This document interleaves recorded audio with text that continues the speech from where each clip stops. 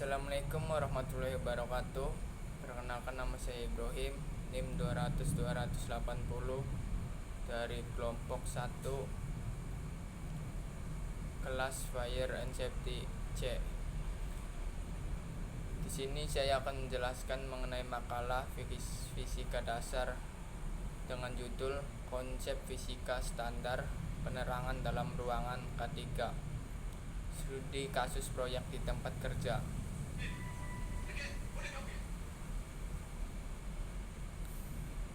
Pendahuluan. Bab 1, pendahuluan. Latar belakang. Latar belakang lingkungan kerja yang nyaman sangat dibutuhkan oleh para pekerja untuk dapat bekerja menjadi lebih produktif. Karena itu, lingkungan kerja harus didesain sebaik-baiknya agar lingkungan pekerja menjadi lebih kondusif bagi peserta untuk melaksanakan kegiatan dalam suasana yang aman dan nyaman. Di dalam mendesain ruangan kerja, perlu diperhatikan faktor-faktor yang dapat mempengaruhi lingkungan kerja seperti pencahayaan. Kajian mengenai pencahayaan memanglah topik yang selalu hangat diperbincangkan dalam angka membuat lingkungan kerja sesuai standar yang berlaku dengan sehingga dapat meningkatkan produktivitas orang-orang yang bekerja di dalamnya. Tujuan umum: mempelajari konsep fisika standar penerangan pada ruang kerja K3. Tujuan khusus: mengetahui konsep fisika standar penerangan pada ruang kerja, mengetahui metode dari setiap konsep fisika standar penerangan pada ruang kerja K3, dan mengetahui nilai ambang batas NAB pencahayaan. Metodologi pembuatan makalah. Jenis penulisan. Penulisan makalah ini bersifat deskriptif analisis.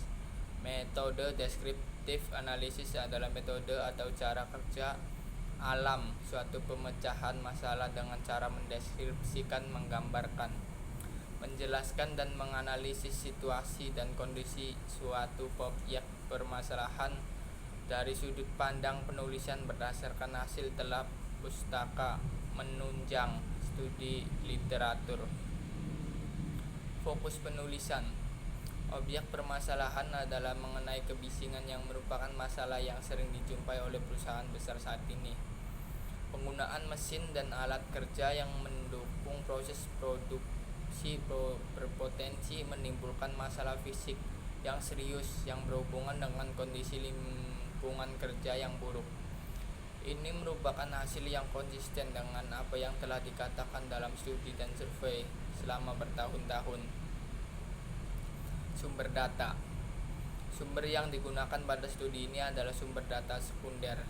Data sekunder dapat diperoleh dari pustakaan menunjang seperti textbook, jumlah dokumentasi, data lembaga penelitian, maupun data instalasi terkait relevan. Selanjutnya, teknik pengumpulan data. Teknik pengumpulan data melalui studi literal atau studi kepustakaan. Studi kepustakaan dilakukan dengan cara mengumpulkan data-data berupa data sekunder yang berhubungan dengan topik dan masalah. Selanjutnya, analisa data. Proses menganalisis data dilakukan setelah seluruh data terkumpul. Analisis data dilakukan dengan cara membaca, mempelajari, menelah, dan membandingkan berbagai sumber pustaka, serta menginterpretasikan hasil analisis sehingga dan menjawab semua permasalahan. Tahap selanjutnya adalah menarik kesimpulan dan permasalahan yang telah terjawab. Tinjauan teori. Keselamatan kesehatan kerja, kecelakaan kerja adalah suatu yang tidak terduga dan tidak diharapkan yang dapat mengakibatkan kerugian harta benda, korban jiwa atau luka atau catat maupun pencemaran. Kecelakaan kerja merupakan kecelakaan yang terjadi akibat adanya hubungan kerja dengan kondisi fisik yang menurun atau menjadi tidak mampu lagi untuk bekerja, penghasilan berkurang atau menjadi tidak ada. Oleh sebab itu, perlu pemberian kompensasi akibat kecelakaan dan penyakit kerja. Pencahayaan adalah jumlah penyinaran pada suatu bidang kerja yang diperlukan untuk melaksanakan kegiatan secara efektif. Pencahayaan merupakan salah satu faktor untuk mendapatkan keadaan lingkungan yang aman dan nyaman dan berkaitan erat dengan produktivitas manusia. Penerangan yang baik adalah penerangan yang memungkinkan orang dapat melihat objek yang dikerjakan secara jelas, cepat, dan tanpa upaya-upaya yang tidak perlu. Hasil penelitian di atas sesuai dengan pendapat Nitschemito 1982 yang menyatakan salah satu faktor lingkungan kerja fisik yang penting adalah penerangan. Penerangan lingkungan kerja harus diatur cukup dan sesuai dengan karakteristik pekerjaan yang sedang dilakukan. Karena lingkungan fisik merupakan salah satu penyebab stres kerja, pencahayaan merupakan salah satu komponen lingkungan fisik yang harus diperhatikan agar karyawan dapat menjalankan tuntutan pekerjaannya dengan baik dan maksimal. Juga dapat bekerja dengan nyaman sehingga terhindar dari stres kerja. Menurut Shocks 1993, stres kerja dapat dipahami sebagai keadaan psikologis yang merupakan hasil dari persepsi seseorang terhadap ketidakseimbangan antara tuntutan pekerjaan dan kemampuan mereka untuk mengatasi tuntutan tersebut. Chopper Rini 2002 juga menyatakan sumber stres kerja adalah berasal dari kondisi pekerjaan, masalah peran, hubungan interpersonal, kesempatan pengembangan karir, dan struktur organisasi. Bab 2. Isi. Faktor bahaya. Pengertian bahaya. Bahaya adalah sesuatu keadaan yang memungkinkan atau berpotensi terhadap terjadinya kecelakaan berupa cedera, penyakit, kematian, atau kerusakan kemampuan melakukan fungsi operasional yang telah ditetapkan. Tarwaka 2008. Bahaya kerja adalah setiap keadaan lingkungan kerja yang berpotensi untuk terjadinya penyakit atau gangguan kesehatan akibat kerja. Bahaya kerja terdiri dari bahaya faktor peralatan mesin, fisiologik, dan beban kerja fisik, kimiawi, biologi, dan psikologi. Kata Haryanto 2010. Faktor bahaya fisika. Faktor fisika adalah faktor di dalam tempat kerja yang bersifat fisika yang dalam keputusan Kementerian Tenaga Kerja dan Transmigrasi Republik Indonesia tahun 2011. Kebisingan di perusahaan bersumber pada pengoperasional mesin-mesin produksi, proses produksi seperti cuci botol dan genset, serta banyak lagi. Lanjut ke faktor fisika yang digunakan, yaitu penerangan. Pengertian penerangan. Penerangan adalah sumber cahaya yang menyinari suatu tempat atau ruangan yang membantu manusia tidak terlihat, bekerja, dan lain-lain. Penerangan yang baik adalah penerangan yang memungkinkan tenaga kerja melihat pekerjaan dengan teliti, cepat, dan tanpa upaya yang tidak perlu, serta membantu menciptakan lingkungan kerja yang nikmat dan menyenangkan. Menurut Singh 1996, ada 3 metode untuk penerangan, yaitu penerangan umum, penerangan lokal, dan penerangan cahaya aksen. Penerangan umum atau baur menerangi ruangan secara merata dan umumnya terasa baur. Lanjut penerangan lokal. Ada penerangan untuk kegunaan khusus, yaitu menerangi sebagian ruangan dengan sumber cahaya, biasanya dipasang dekat dengan permukaan yang diterangi. Berdasarkan sumbernya, penerangan dibedakan menjadi 2, yaitu penerangan almiah dan penerangan buatan. Sumber cahaya almiah pada siang hari adalah matahari dengan cahayanya yang kuat, tetapi bervariasi menurut jam, musim, dan tempat. Cahaya buatan adalah cahaya yang dihasilkan oleh elemen-elemen buatan, di mana kualitas dan kuantitas cahaya yang dihasilkan berbeda-beda tergantung dari jenisnya. Dalam hal penerangan, sebaiknya lebih mengutamakan penerangan alamiah dengan merencanakan cukup jendela pada bangunan yang ada. Kalau karena alasan teknis, penggunaan penerangan alamiah tidak dimungkinkan, barulah penerangan buatan dimanfaatkan, dan ini pun harus dilakukan dengan tepat. Dalam kaitan ini perlu diingatkan adanya penerangan umum dan penerangan khusus atau setempat. Kata Manuaba 1998. Penerangan yang baik memungkinkan tenaga kerja melihat objek-objek yang dikerjakan secara jelas, cepat, dan tanpa upaya-upaya yang tidak perlu. Permasalahan penerangan meliputi kemampuan manusia untuk melihat sesuatu, sifat-sifat dari indera 10 penglihatan, usaha-usaha yang dilakukan untuk melihat objek lebih baik, dan berpengaruh penerangan terhadap lingkungan. Sumber penerangan. Ke-1. Penerangan alami sumber cahaya yang didapat dari sinar matahari atau terangnya langit. Menurut Ehlers tahun 1965, sinar yang cukup, luas jendela 15-20% luas lantai. Yang kedua, penerangan buatan. Selanjutnya, jenis-jenis penerangan. Penerangan sendiri ada 5 jenis, yaitu 1. Penerangan langsung, direct lighting. Hampir semua cahaya didistribusikan ke bawah 90-100 derajat 100%. Paling efisien digunakan karena banyaknya cahaya yang mencapai permukaan kerja adalah maksimum, namun sering menimbulkan bayangan dan kesilauan bila cahaya terlalu kuat. Yang kedua, penerangan semi langsung atau semi direct lighting. Distribusi cahaya diarahkan ke bawah 60-90%. Yang ketiga, general diffuse, kurang lebih 40-60% cahaya diarahkan ke bawah dan 40-60% diarahkan ke atas. Nomor 4, semi indirect lighting, yaitu 60-90% cahaya didistribusikan ke arah atas dan 10-40% ke arah bawah. Untuk itu nilai pantulan dari langit-langit harus tinggi agar cahaya lebih banyak yang dipantulkan ke bawah. Selanjutnya nomor 5, indirect lighting.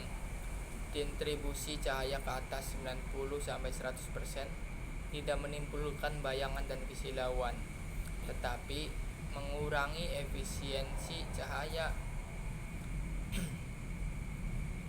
Selanjutnya, kasus penerangan yang terjadi dalam ruangan.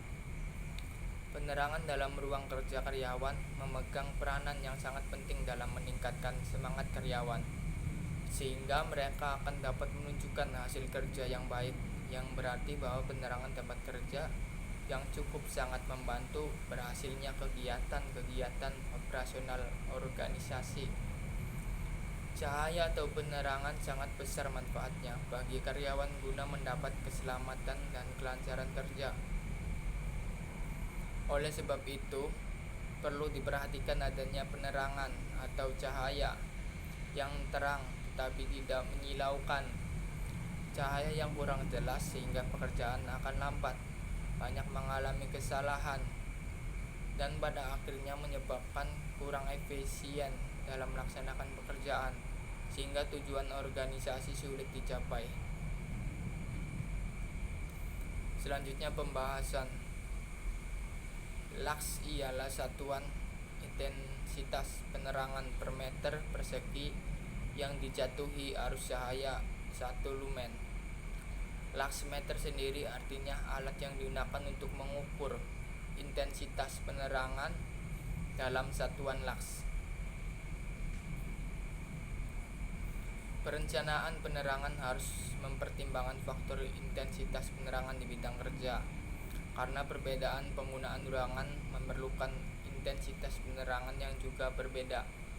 Pencahayaan adalah jumlah penyinaran pada suatu bidang kerja yang diperlukan untuk melaksanakan kegiatan secara efektif. Kualitas penerangan yang tidak memadai berefek buruk bagi penglihatan.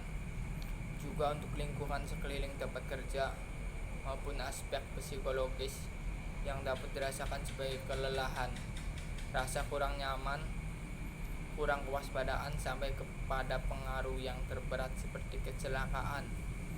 Pencahayaan buatan harus dilihat dari sisi kualitas dan kuantitasnya.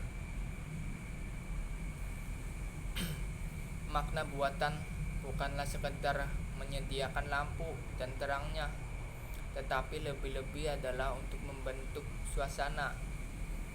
Pencahayaan bukan hanya masalah praktis, namun juga estetika. Dari titik pandang tersebut, memilih bentuk, jenis warna lampu, dan peletakannya dapat menjadi suatu pekerjaan yang mengandung unsur permainan yang sangat menyenangkan. Dia tidak hanya memberikan terang untuk bekerja, tetapi juga membantu membentuk agar suasana kerja menjadi nyaman dan menyenangkan.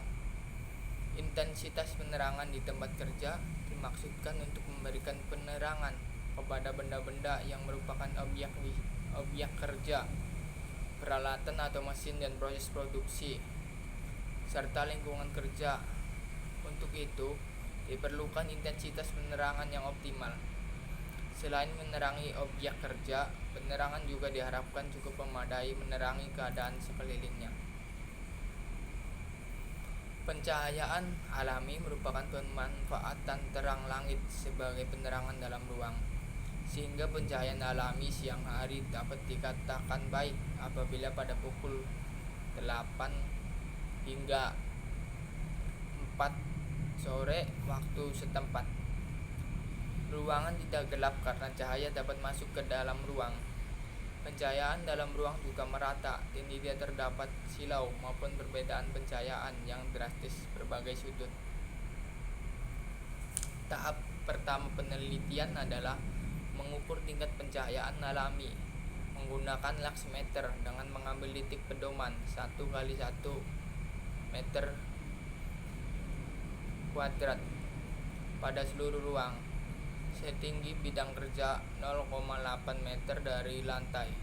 Tahap kedua penelitian adalah analisis data menggunakan metode komparatif. Analisis data ini dilakukan dengan membandingkan intensitas pencahayaan yang struktur dalam ruangan terhadap standar SNI. Data tersebut disimulasikan dengan software Dialax. Hasil analisis dan simulasi dibandingkan dengan standar pencahayaan alami pada ruang kelas. Tahap ketiga merupakan tahap sintesis data menggunakan metode simulasi eksperimental. Sintesis pada penelitian ini adalah rekomendasi desain, merupakan jumlah dan sebaran lampu yang ideal.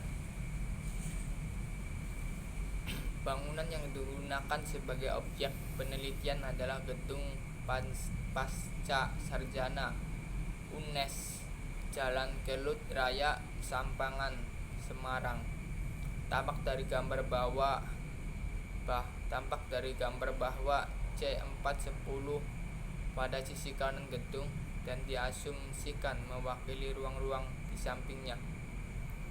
Tampak bahwa intensitas pencahayaan di ruang tersebut di banyak titik masih di bawah standar SNI, yakni 300 lux sampai 500 lux. Sebaran pencahayaan ruangan juga kurang merata. Yang terakhir, bab 3 atau penutup. Kesimpulan.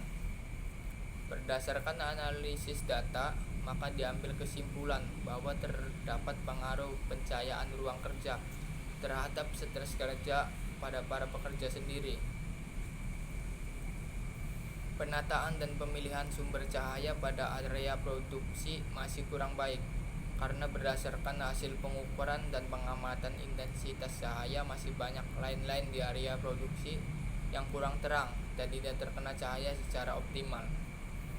Dampak negatif yang timbul akibat penerangan yang tidak baik pada bagian produksi antara lain adalah gangguan mata pekerja, misalnya kelelahan pada mata, iritasi mata, pandangan yang kabur, kesulitan melihat objek kerja dengan teliti, serta efek panas pada lingkungan kerja bagian produksi yang disebabkan pemilihan jenis lampu yang kurang tepat.